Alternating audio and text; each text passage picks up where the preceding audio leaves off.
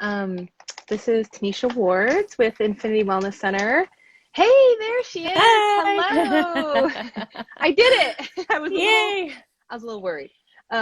Good. So I'm at home today, so please give me some grace if I have a barking dog or somebody walks in, all of that stuff. Okay, welcome, Jessica. Thank you for, first of all, just even talking about this and sharing your story. And the purpose that I wanted to do this is really to educate people, inform people, um, and really let them know that there are other things that they can do. And, you know, we're getting phone calls every day about people who just don't know what to do. Like they're being lost in the Western medicine cycle of, well, you're not testing positive COVID. We don't know what to do for you. And I know that's been your story. And I think you were our third person who came in after having COVID with symptoms that just didn't go away.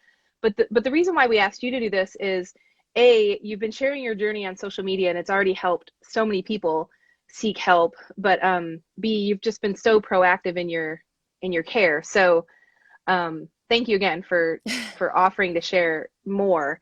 So why don't we just start by telling us a little bit about you, who you are, you know, what your life was like even before COVID, and then yeah, we'll start there. And it's Okay. weird to see your face. I don't think we've actually worked together like I know, I never see your mouth. without masks. Yeah, uh, so good to meet you, okay. it feels Yes, like. good to meet you too. I love this because I feel like people get a kind of a glimpse into what happens during a appointment, and I always feel like our appointments are so there's just so much information that happens that I can't remember everything you say. You're the doctor, but everything you say is just so right on. And I'm just so happy that you asked me to do this. So thank you Oh, for yeah. that. Yeah. So, so prior to contracting COVID, I was really busy. I was a busy mom. I worked full time. When I wasn't working, I was with my son, and I was just busy. I didn't have time to myself. And I was actually complaining all the time because I didn't have time to myself. I just wanted a minute to myself, right? But Yes. and I got that. Yes. But I so know that. I contracted COVID in on June 15th, 2020, Okay. from my husband who got it from work.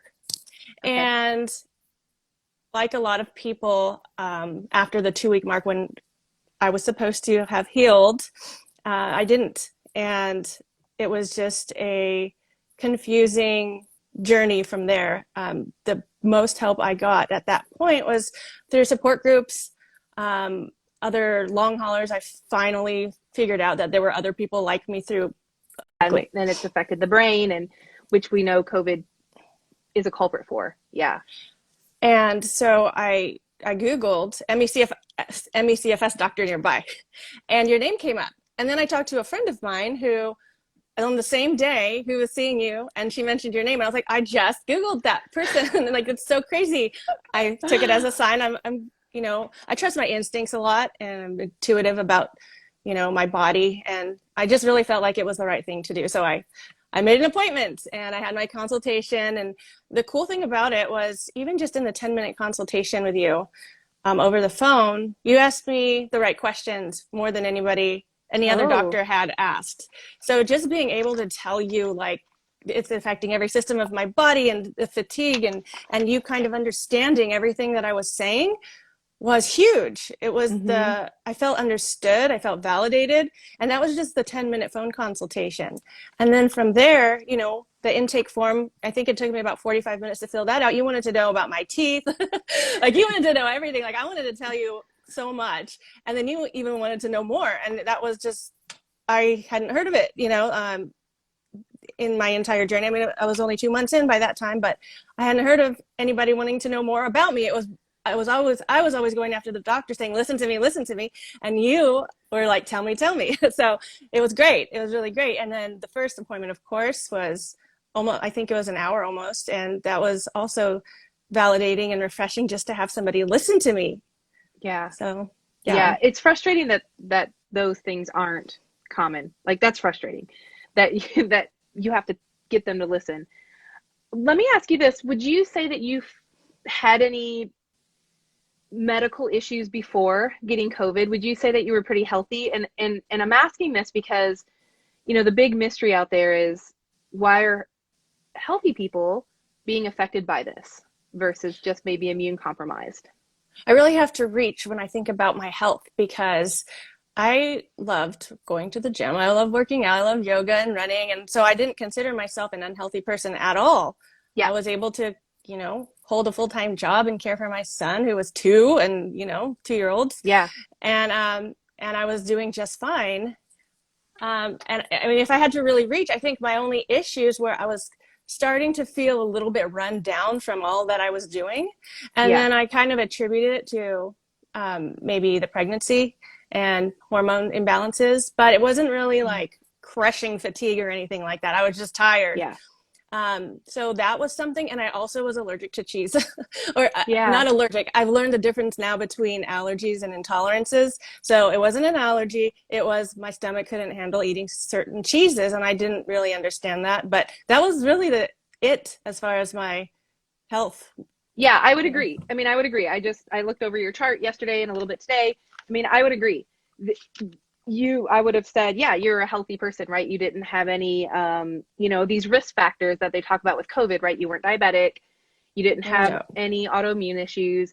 You didn't have the big triggers or the big, these are the lung, you didn't have asthma. You didn't have the big things that they're saying, these are the most compromised people, right? That'll be affected by COVID. So yeah, I would definitely say that you were a healthy person. Yes. A healthy person, right? We've since done some digging and looked at some genetics, which I want to talk about why some people might be a factor. But yeah, definitely, I would not say you were a sick person. You weren't suffering from chronic fatigue syndrome or anything, any diagnosis pre-COVID. So kind of walk us through the 2 weeks ended, and you're thinking, okay, this is going to lift. I'm going to be better. What was still lingering at that time that was really, hindering your life? That was debilitating? So I had 20 to 40 symptoms that affected all systems of the body. But if I were to name like the top 3 to 5, I would say number 1 was the fatigue, the chronic fatigue. And it's not just in my head tired where I need to take a nap. It was like my body felt like lead. I couldn't pick it up. I had to be in bed. So that was extremely debilitating. And I think about the things that prevent me from doing life, like taking care of my son and work. So when I think about those things, getting out of bed is huge. You have to be able to do that. So the chronic fatigue, the brain fog, I can't think clearly. So it felt like, and this is how I could describe it from the beginning, that I felt like I took 2 to 4 Benadryl. And it was just like, I was high, I felt high or on drugs or something, and so that was huge, the brain fog. And then my GI. So my very first symptom was actually gut related. And that was new to me because I didn't think I had COVID because it was gut related and it wasn't recognized as a symptom yet. Right. A big one anyway. Yeah. And, joke's on us with the toilet paper, right? Like right. that ends up being, and people, and I think a lot of people at first even dismissed that they had COVID because they thought, oh, it must be a stomach flu. And I think at first people didn't even go get tested when the gut stuff showed up first.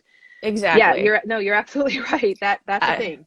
I was one of them. And so my first symptom was runny diarrhea. Sorry, everybody, but it was, and it stunk. Real. Sorry, it wasn't like my normal smell. And I talk about this because it's important. It was weird it didn't smell like me. It didn't smell like poop. It smelled like chemicals. It was weird. And it was, I did, further research and figured out that maybe it was some sort of inflammation that smelled that way. But I had diarrhea 3 to 5 times a day for 2 months straight.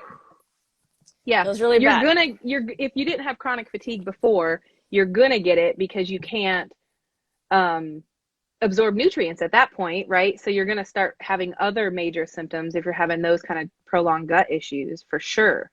So I learned through the support groups before I met you about the low histamine diet, and I started doing that, which didn't take effect until maybe 2 weeks of doing it religiously. And even then, like, it was still the weird burnt hair smell. It was like a burnt plastic smell that was coming out. And it was soft. It wasn't running anymore, but it was soft, nothing Hmm. solid, nothing really solid. So I was still dealing with that when I met you. And That's, so those were the top three. I mean, I have heart issues, so I was yeah, experiencing tachycardia. tell us about the POTS. Yeah, that's, Um, I think not everybody's familiar with that and how debilitating that is. so here's the thing. I love that you call it POTS because um, I actually did a tilt table test that came back normal. However, I'm Oh, experiencing these you did tell me symptoms. that. Hmm. Yeah, I'm experiencing these symptoms still, and so sorry, brain fog, real life. Um, so the POTS, my heart rate would go up, shortness of breath, fatigue, When you getting stood up, dizzy. like when you went Yeah, from, yep, from sitting or laying to standing, heart rate, things, excuse me, go up, heart rate, blood pressure can go up, dizziness, and then people often pass out. Like, can't go right. to work. You can't go to work if that's happening every time you Or get out of a drive, chair. Or right? drive, Can't yeah, drive. or drive, yeah. So I was experiencing, so for the first, until I got my tilt table test, I was pretty convinced that it was pot. And then, you know what? I actually still am convinced that it is that, except that I'm doing things so that I think I was doing things to combat that before I got my Hmm. tilt table test. And I think it threw off the test. I really do feel that way. So, and then, Mm, oh, yeah, hmm. I was, doing the compression socks and salt intake and just everything that you're supposed to do for POTS. And I just feel like it got better. It's just Yeah, gotten better. yeah, that was a big one.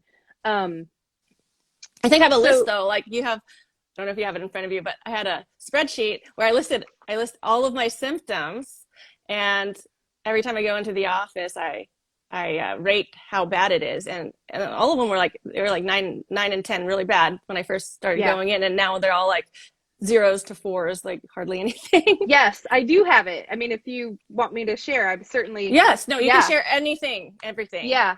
So yeah, you can see when she first came in, brain fog, memory loss, histamine reaction, fatigue, and we rate them on the simple 10 being the worst, 10 being the frowny, sad person. It affects your daily activities, your daily life. And then yeah, this is how my brain works. So we measure that and everything's down to yeah, threes, fours, zeros. So it's not gone. So you're still definitely dealing with some stuff, but it's definitely gone from nines and tens to zeros and threes. Like huge difference. Yeah, thanks for sharing that. So the POTS went from a 10 to last time we called it a 1. So significantly different. Somebody Yes. asked, can you explain POTS? I need to look up the exact, I don't want to say it wrong. Postural, oh, Orthostatic tachycardia syndrome. syndrome. Yep. Okay. So basically, yeah, when you stand up, everything goes up in your blood pressure, your heart rate, and then that can affect you to the point of falling over. Yeah, passing out. So that that was that's affecting your life. That's pretty severe. When you came to the office, when you came to the clinic, what specifically were you looking for? What were you expecting? And at that point, um, what were the first couple steps that we took? So I just wanted somebody to look at me, like look at me Yeah. as a whole person, what's affecting you, what is affecting your life, not just specific like one one system, just like my life as a whole. I just wanted someone to take a look at everything.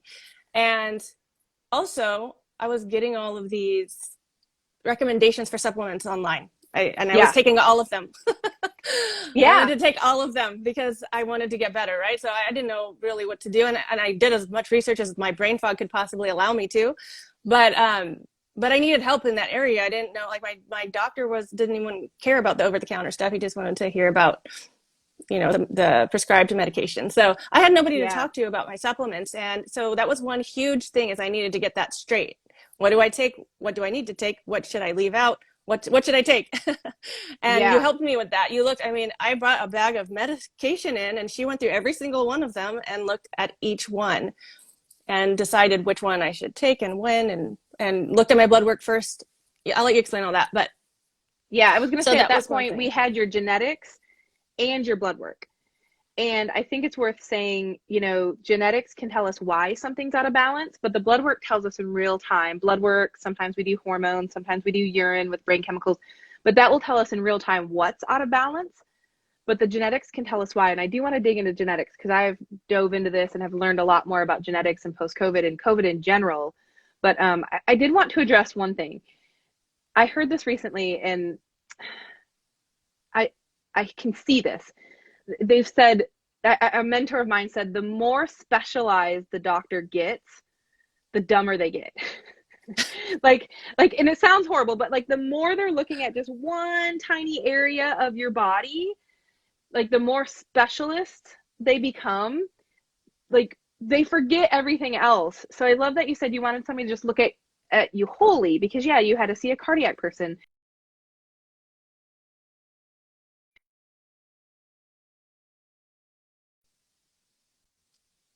It might have just been my internet. So yeah, you have to see a cardiac person, you have to see a gastroenterologist, right? And they're not communicating together all the time, and nobody's looking No. at you as a whole. And you're right. Some people, some doctors will put off and say, well, supplementation, it doesn't matter. You know, that's not going to have the same effect as pharmaceuticals. Well, if your vitamin D is really, really low, you don't have the antioxidants, you don't have, the immune system. If your gut's not working, you don't have the immune system to fight and be healthy and to absorb things and to be a barrier of viruses coming in. So that stuff, it matters. But you're right. Also, you don't want to take anything and everything because it may not be right for you. And that's something that we're at Infinity Wellness Center. We very much hone into what specifically do you need and what don't you need. Like, let's not waste time and money and, vitamins that you're not going to absorb or nutrients if your body doesn't need it. Like, we want to get very, very specific with that. Yes, I Yeah. remember I was taking loads of vitamin D because that's what people said to do. Yeah. And my vitamin D levels were high when we checked them out. And so I was taking too much, and you said, still take it, but take less. And so you gave me a combination, ADEK Pro, ADEK Pro. Yes. Yep. So much lower dose than what you're taking. Yeah. Yeah. So one thing we've learned, and I've again kind of dove into this and have been studying this, that there's a couple genes that we found that can make you more susceptible to getting COVID and having a larger reaction to COVID, and also having COVID, post-COVID syndrome.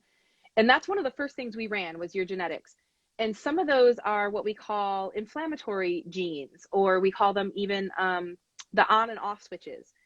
And everybody's heard the term a cytokine storm now, right? Like, we've all heard that. That's what's happening in the lungs that can cause, fatalities for people or having to be on vents. But cytokine storms can happen everywhere. It's what happens when you twist an ankle. All the inflammation goes there. I mean, it really is. That's something we've known about in nutrition and functional nutrition for a long time. But genetically, you should be able to kind of have that inflammatory reaction, have that cytokine storm, but then the body knows and gets a feedback loop and message when to turn it off.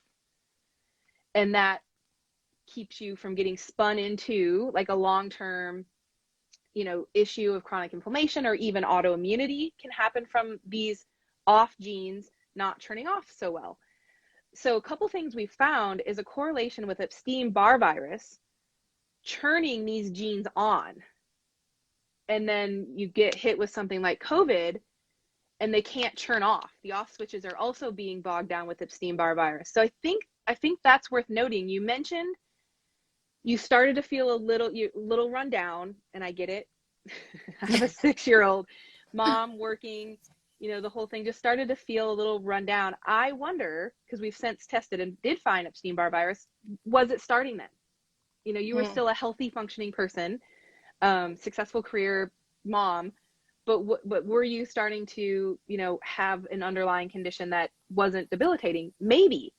And we've since have run the genes and found some of these inflammatory genes had defects in them, which we've been addressing. And that all matters, I think, with churning it off, and why it could have been the perfect storm of why you still have the post-COVID with the genetics. And I think that's been key. And you're not hearing about genes and epigenetics on the news. Like, I feel like this is a miss for post-COVID syndrome, and along with Epstein-Barr virus. And I don't know how to get the message like to those people, about the Fauci and all those. They're like, hey, let's look at epigenetics and nutrition. There's I don't know. I don't know, because they're looking at a lot of different things. So there could have been some underlying things that didn't make you a sick person, but they also these genes could have been triggered by COVID, not even Epstein-Barr virus. Like who knows in that realm. Um, Right. I but I think remember. that's the histamine. I also think that's the histamine. That extra inflammation is, I think, was the histamine intolerance too. I meant to say that. Hmm. And the interesting thing is with the histamine intolerance, I don't have that gene. I don't have the gene Right. that says I'm intolerant to histamine. But and I love this part of it because you explained it so well. But I have the gene that where I have poor methylation and detox, so I have a hard time getting rid of histamine. Right. And anybody with too much histamine is going to react, right? Right. Exactly. They're going to react to histamine foods, histamine in the air if you have too much. If you have more in your body than your body can flush out and detox, yeah, you're going to have a histamine reaction. Yep. So the good news is histamine intolerance should not be a lifelong thing for you because you didn't have the gene. It's just in this moment, in this inflammatory state that I think it is. Yeah. Yeah. So when we came in and we kind of started, maybe walk everybody through kind of the first couple steps of the journey, where we started, what's kind of helped the most. Okay. Well, definitely the gene, getting my genetics report and going through all that. I mean, just the genetics report alone, you were starting to fix things that I didn't know I had issues with. Like I had the gene for OCD and anxiety, and you started Yeah. treating that, and I felt better in some ways than I ever had, even with COVID. So I was like happier and like, why do I have long COVID, but I'm happier? This is weird, you know? But you were treating those things and like OCD, I didn't realize that's what that was. That was, you know, cursing me my whole life. Why isn't something exactly how it should be? You know, I would get really frustrated with things and not understand why. And we found that in my genetics report and we were able to treat that. So in some ways I felt better, even though I was dealing with all these stupid COVID issues. So I kind of explain it like a garden, and I've said this a few times, but a garden with a dead tree in the middle, and that dead tree is COVID. Well, if you tend to the garden around it, you're not going to notice the dead tree after a while. So, and that's what I feel like you're doing. You're my Mm. gardener of my flowers and Oh, all the pretty things, and the dead tree. I don't even like recognize the dead tree anymore because the flowers and the vines have grown up all around it. And so I feel like we were focusing on those things. But so the genetics report definitely was a good start to get me feeling better. And then of course the gut issues. So yeah. when you helped me fix my gut, my bowels, you know, were a lot better after that. Sorry for lack of better terms, and I No. still Hey. my bowels were better, but but you know, it's just, you know, my gut has felt better than it has my whole life. I didn't Yeah. realize like I had any, I mean, I thought it was just a cheese intolerance, and every time I ate pizza, I got sick and got migraines and threw up, and you know, but I haven't had those types of issues anymore, and that helps. It helps Yes. the journey. And especially what you said in one of our appointments is that if my gut isn't healed and it's leaky, then how am I going to absorb the nutrients of the supplements I'm taking? So that's just a waste of money anyways if I'm not absorbing those nutrients. Totally, totally. So a couple things there. A couple people have chimed in and asked or have said, just because you have the genetic defect doesn't mean the gene SNP is expressing or turned on. And that's totally true. That's totally true. We call them triggering events. Sometimes they are. Sometimes, you know, children are born and they are poor detoxes and they're not methylating correctly. And like, that's just what it is. Um, yes, I do have specific tests for the gut. I'll talk about that next. But yes, just because, okay, here's a great example. Just because you have the breast cancer gene doesn't mean you're going to get breast cancer, right? We know that to be true. We call them triggering events that can turn them on and off. Lifestyle can turn them on and off. So I've seen genes express after having children. I've seen genes express after going through a divorce, a death of a family member, financial trouble. Like I've seen all those deep, stressful things make a gene express for sure. So knowing your genetic makeup definitely can help you look for them. I mean, I did the cheek swab genetic test on my child when she was like months old, and I thought, oh, okay, she does have some tendencies for OCD. She has some tendencies for depression. Let's watch for those. Is that going to come at her first heartbreak? Like, who knows, right? I did notice she at a very young age had a line like her toys up on the bathtub from tall to small before she could get out. So that was already expressing. So I actually started some methylation cream on her at a young age and it went away. So, was she expressing right away? Maybe. And it also can matter if you're homozygous or heterozygous, meaning one parent had it, both parents had it. So yes, to clarify that, just because you have the gene doesn't mean you're going to have the problem, or the gene defect is what I should say. But a triggering event can be COVID. It absolutely can be. And we also know now some of these triggering events, some of these genes could have been triggered by a triggering event like Epstein-Barr virus. And to name those genes, a couple people had asked, to name those genes that are inflammatory off genes. And if you've had 23andMe, or I use a company called GX Sciences. The reason why I use GX Sciences is because they are very confidential about people's information. They don't sell it. So the big ones are the TRAF gene. I'm just going to say them. CTLA4, the STAT4 gene, and the TNF gene. These are some of what we call the off switches for inflammation, for chronic inflammation. So COVID itself could have triggered that. Epstein-Barr virus could have triggered that. Also, you said life was happening, you were living a busy life before. As far as the gut, it's very, very possible that, we hear about stressed out people getting ulcers, and having stomach aches, or, we hold stress in our stomach. Who knows? Your gut could have been thinning just from life, right? We hear about, it's not what you're eating, it's what's eating you, kind of thing. So maybe the busy life you started, maybe a little bit of leaky gut inflammation, and the mechanism behind that is when you're under stress, doesn't matter if it's physical, emotional stress, whatever, the body's going to kind of rob Peter to pay Paul. And there's all these good enzymes and nutrients to steal from the stomach lining to make more adrenaline and cortisol to keep, going with our stressful days as moms, as business owners, as, employees, like all of it. Yes. Somebody said stress alone from the pandemic could have done it. Oh, absolutely. Yeah. How many people were in fight or flight and developed an ulcer March, April, May last year? So who knows, when COVID hit you, was your stomach already a little compromised, or did COVID compromise it? We may never know. But yeah, I talk about this all the time. And our process, the Infinity Way, is the first process is testing, discovering, revealing what's going on, taking that information and just doing the right things in the right order. 99% of the time I start with somebody's gut, because yeah, you're absolutely right. You can have all the right supplements, but if you can't absorb it properly, even your food, it doesn't matter. Like if you're not absorbing food, it's just a waste of time and money and expensive urine, right? So most of the time we start with people's guts, and could be a whole nother conversation of the typical American diet and, stress that we're going through, all of those things.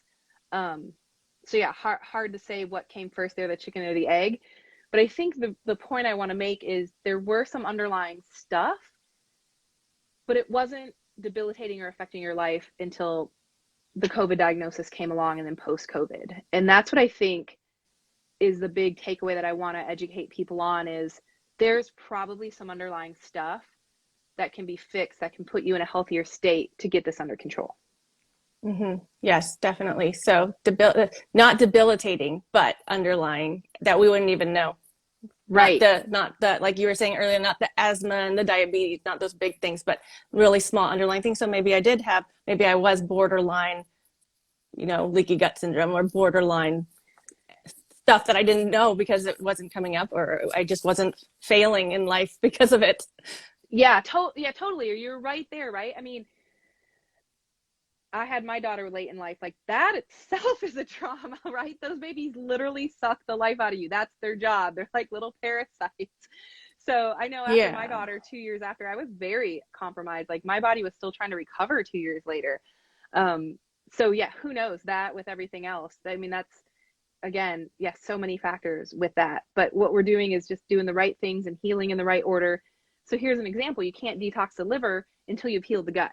Like, you got to make sure the body can handle a detox and the lymph system is working and all of these things. So if you don't do it in the right order and address these in the right order, people don't get well. Like, people have come in and said, well, I've done a liver cleanse and I've looked at my adrenals, but if they don't do it in the right order, it's not gonna get you to the end result often. So yeah, with that, does anybody have any questions? I've seen a couple. Oh, and eating gluten and sugar is not good for anybody. Yes. Thank you, Daisha. We just had that conversation. I agree. absolutely. The refined form of sugar and the gluten here, it's going to inflame everybody's gut. So yeah, just food that we take every day could be causing leaky gut. And you know Um, what? When I first got sick, my company sent me a box of cookies, and I ate all of them right when I oh, got, right in the beginning of when I was sick with COVID. You know, why did I do that? I don't know, because I was stressed out and I was stress eating cookies, you know, and that probably just made me worse. You know, I had menstrual cramps, and the first week of I got COVID, I was taking 4 Advil a day. I wasn't supposed to be taking that while I had COVID. You know, you're not supposed to do that, but I didn't know I had COVID because it was all in my gut. right. And that affects the gut lining too. And, sending cookies is our culture. That's the right thing to do, right?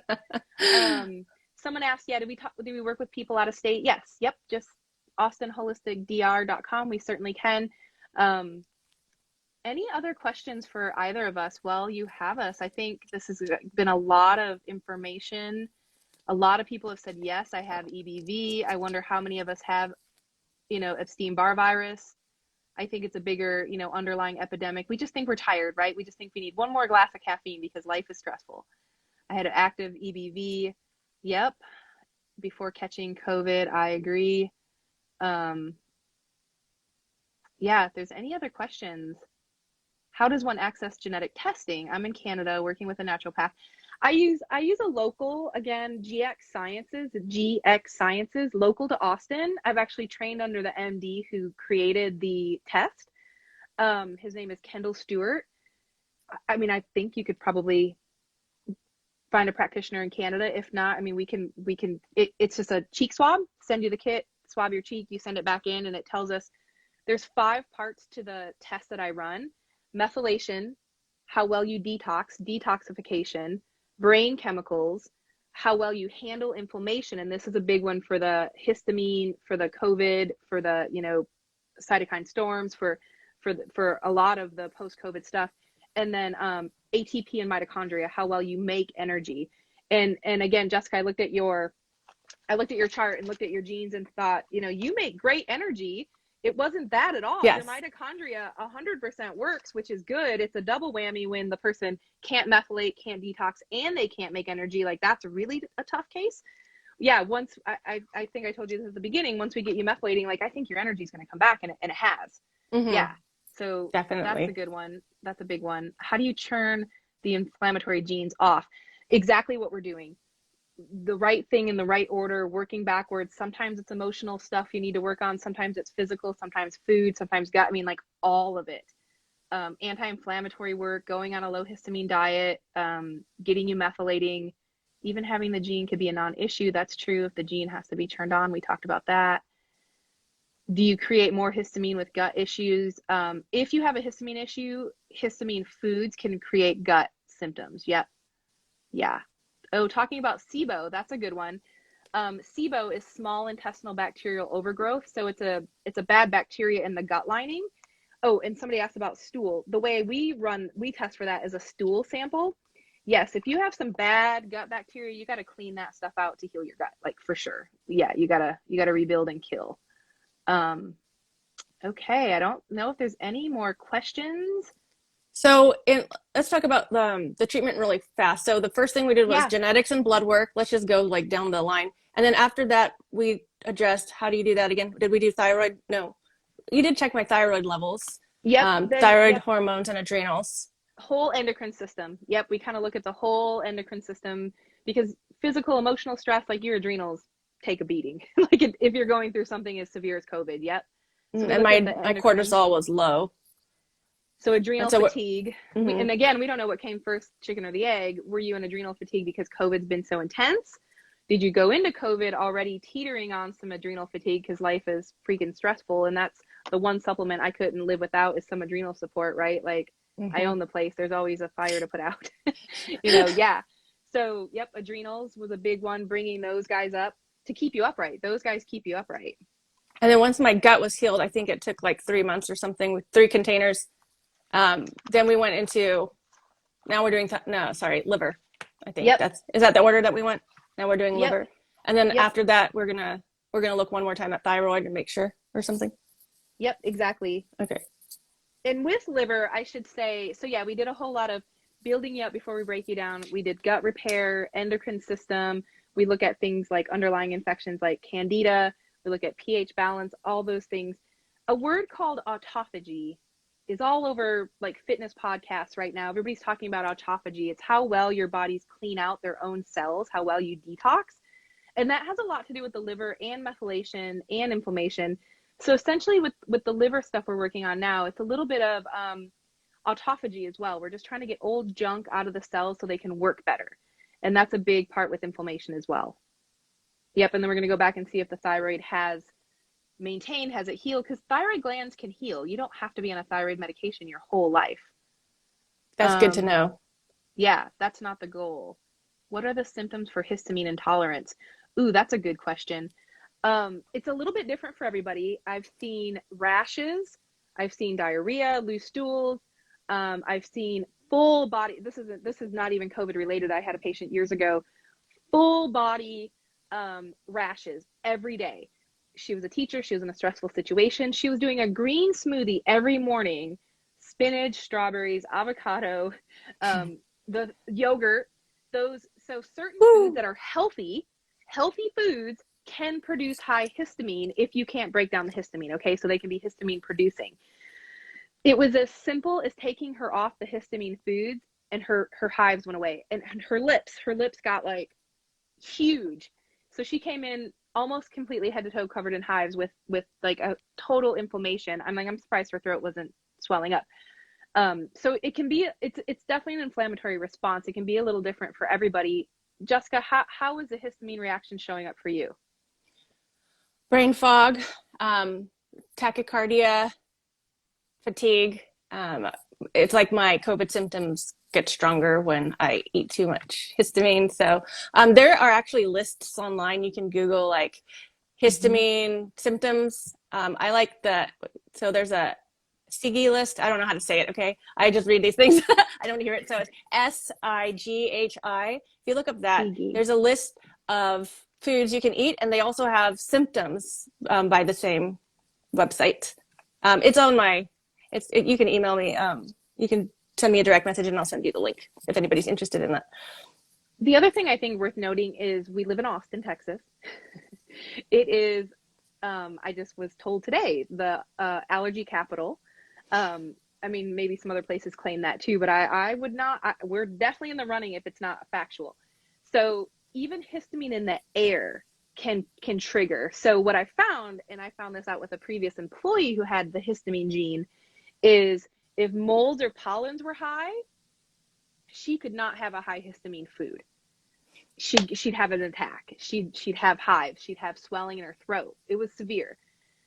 And I'm not going to throw her under the bus, but she told me that if the mold and pollens were low, she's like, I could have a beer and a slice of pizza and be fine. You know, because not all histamine food is healthy, right? It's not all avocados. But she said, man, if I tried to have a beer when the histamine was high, or even yogurt or spinach, forget about it. So she would literally watch the mold counts and the allergy reports to see if she could eat histamine food. And I thought, it doesn't matter if it's internal or an external exposure to histamine. Have you found that true here in Austin? Definitely. So we call those histamine buckets, and I have a group of long haulers in Austin that I am in contact with. And every time the allergens are high, we all are suffering. It's crazy. It's crazy. Yeah. Okay, how to access a genetic test abroad. I would not recommend 23andMe anymore. The FDA came down on them in 2017, and they don't have a lot of these medical genes available anymore. They just can't do them. I mean, I can't imagine why you couldn't do GX Sciences abroad, but you could message me directly. Okay, can I list the actual genetics again, the actual genes? Yes, the on switches and off switches, STAT4, TNF, CTLA4, TRAF, SOCS. I know that doesn't mean anything, but if somebody has a genetic report, this means something. Okay. Will this I don't know, this is my first live. Will it get saved on your account? Yep, totally. Okay. Yep. Yep. I can download it to my phone too, and we'll post it afterwards. Yep. So I will have it again. Yeah. Okay. Oh, here's a really great question. are you having flare-ups with histamine or COVID around your period in your cycle? Have you seen a correlation? Definitely. Hmm. Absolutely. Yep. Right before I noticed, and it's gotten better with treatment and over time because I'm managing. But definitely, like I'd be laid out for days right before my period, and maybe like the first couple of days too, just laid Hmm. out. My skin would be burning, my face would be on fire, and I'd just be Yep. grumpy, and tired. I do think hormone changes could matter. Somebody asked if having an oxalic acid is a similar. No, that is different than histamine foods. Probably similar in reaction, but it is a very different mechanism, different foods that we're talking about. How do I address chronic fatigue after 10 months? We got to find the cause. We got to find the core root cause and fix it. Like, is it an infection? Is it autoimmunity? Is it toxins? Is it all the above? And that's what we focus on, and that's what we do. Do I do supplements like quercetin and zinc? Yep. If the gut can absorb it, if the body needs it. um, yep, absolutely. We've used all of those. DHIST, GI Hist has quercetin. Hmm. Yep, those do clear histamines. And if you have the genetic SNP, that may be something you need to be on lifelong if you want to live in lovely, sunny, beautiful Austin. Um, okay, I think that is most of it. MTHFR is a methylation gene. Yes, it is. Yep. Yep. Adesha wrote the right genes in. Thank you. Fix yourself now before you get too sick. Don't wait. Thank you. True. Um, Again, Jessica, you've just helped so many people with your journey being so open about it. And I really, really just appreciate you having this conversation with me. And I know it's going to help so many more people. So feel free to reach out to either of us. And hopefully we can be a good resource in helping you get your life back on track. And you're so close. You're doing such a great job. You're so close to being there. Thank you for being my doctor. I'm just so like, Oh, I couldn't have done this without you. I would have felt like I was just flailing in the wind if I didn't have your guidance and support. I just really didn't know what to do or what I was doing. So thank you. And thank you for thank asking me to do this interview. Thank you. I'm trying not to get emotional. Thank you. Thank you. Cases like yours are exactly why we do what we do, and why we focus on people that aren't getting help other places, because there are answers, there are underlying issues, and if you don't look at them, they can get missed. But yeah, don't give up. I would just tell people, don't give up. If there's one piece of advice, what would you tell everybody who's suffering right now? There's a light at the end of the tunnel. Don't give up. Exactly. I mean, I mean, there are times where you feel like there's not, but you have to, there's so many, there's a list of things, but really you just have to know. And if you don't know, go ask somebody and they'll tell you so. Yeah, absolutely. The other thing I just want to kind of leave on this note too, if your doctor's not listening to you, if they are kind of giving up on you or blowing you off, fire them. Like, people I think get stuck in this God complex of doctors, and just remember they're people. They're not all perfect, and they work for you. Truly, even if your insurance company is paying for it, right? Like, they work for you. So request the right tests, find somebody who's going to walk the path with you. Like, don't settle. Like, right, we don't settle for bad service at a restaurant anymore, right? Well, now we're going to restaurants, but I mean, just anywhere, right? Like that, I think that matters. And I think that as the public, as humanity, we're making that shift. The public's making that shift. So I support that. Definitely. I have fired so many doctors.